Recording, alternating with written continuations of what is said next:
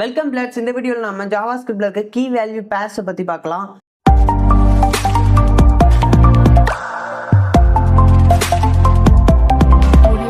இந்த key value pairs array data போல தான் மற்ற லாங்குவேஜ் எல்லாம் டிக்ஷனரின்னு சொல்லுவாங்க. பட் டிஃபரன்ஸ் என்னன்னா, இந்த கீ வேல்யூ பேர்ஸுங்கிறது அரேவை எப்படி நம்ம இண்டெக்ஸ் வச்சு ஆக்சஸ் பண்ணமோ அந்த போல இதுல இருக்க வேல்யூவை நாம கீயை வச்சு ஆக்சஸ் பண்ணுவோம். ஸோ குயிக்காக நான் இதுக்கு ஒரு வேரியபிளை டிக்ளேர் பண்ணிக்கிறேன். அதுக்கு நேமாக ஃபாரஸ்ட்டை கொடுத்துக்கிறேன். ஏன்னா இதோட எலமெண்ட்ஸ் வந்துட்டு ஃபாரஸ்ட்டில் இருக்க கிரியேச்சர்ஸ் இருக்க போகுது.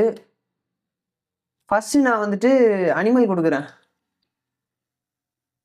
இப்போ நம்ம ஃபர்ஸ்ட்டாக கொடுத்த அனிமல்ங்கிற நேமை நம்ம கீன்னு சொல்லுவோம். இதுக்கு நம்ம வேல்யூ எப்படி டினோட் பண்ணுவோம்னா, இந்த மாதிரி கோலன் கொடுத்துட்டு அதோட வேல்யூவை நம்ம கொடுப்போம்.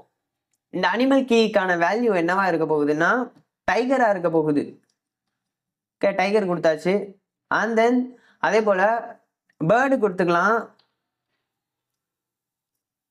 இந்த பேர்டோட வேல்யூவா பீகாக் இருக்க போகுது.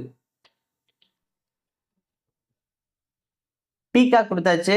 அதுக்கப்புறமா இன்செக்ட் கொடுக்கலாம்.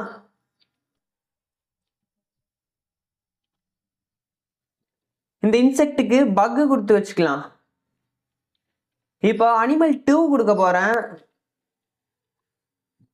இதுல என்ன இருக்க போகுதுன்னா லயன் இருக்க போகுது. கொடுத்தாச்சா?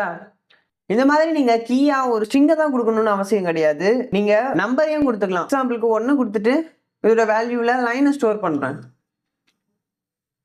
பண்ணிட்டேன். இப்போ நம்ம இதை எப்படி ஆக்சஸ் பண்ணலாங்கிறத பத்தி பார்க்கலாம். இப்போ நான் இந்த என்டையர் ஆப்ஜெக்டையுமே கன்சோல்ல பிரிண்ட் பண்ணி பார்க்குறேன். ரன் பண்ணிக்கலாம். ஓகே, உங்களுக்கு என்டையர் ஆப்ஜெக்டும் பிரிண்ட் ஆகிடுச்சு.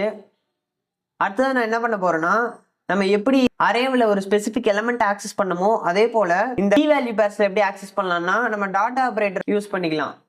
இப்போ நம்ம ஃபாரஸ்ட்ல இருக்க எல்லா எலமெண்ட்டும் சஜஷன்ல வந்திருக்கு பாருங்க. வந்திருக்கா? நம்ம இதுல கொடுக்காம ஸ்ட்ரைட்டா டைப் பண்ணிக்கலாம்.